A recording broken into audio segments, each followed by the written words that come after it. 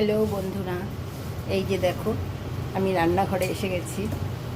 আমি কতদিন ঠিকঠাক রান্না করতে পারছি না, নানান বাড়িতে কাজ চলছে সেই কারণে।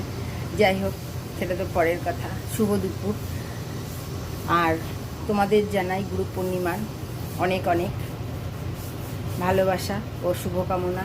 আমরা সবাই কেউ না কেউ গুরুর আশ্রয়ে রয়েছি, অতএব গুরুকে আমাদের স্মরণ করতেই হবে। আজকে বিশেষ দিন, ঠিক আছে বন্ধুরা?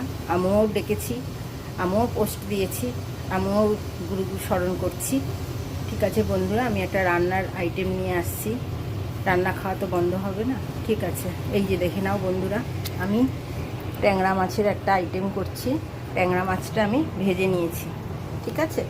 এইবার আমি কালো জিরে, কাঁচা লঙ্কা আর একটু রসুন আমি একটু ভেজেছি। এরপরে আমি ধনেপাতা, টমেটো আর একটু রসুন, কাঁচা লঙ্কা এই দিয়ে একটা পেস্ট বানাবো, দিয়ে সেটা দিয়ে তোমাদের সামনে আসছি বন্ধুরা। এই যে দেখো মাছটা, এই যে মাছটার মশলাটা কষানো হয়ে গেছে, মাছগুলো আমি দিয়ে দিয়েছি।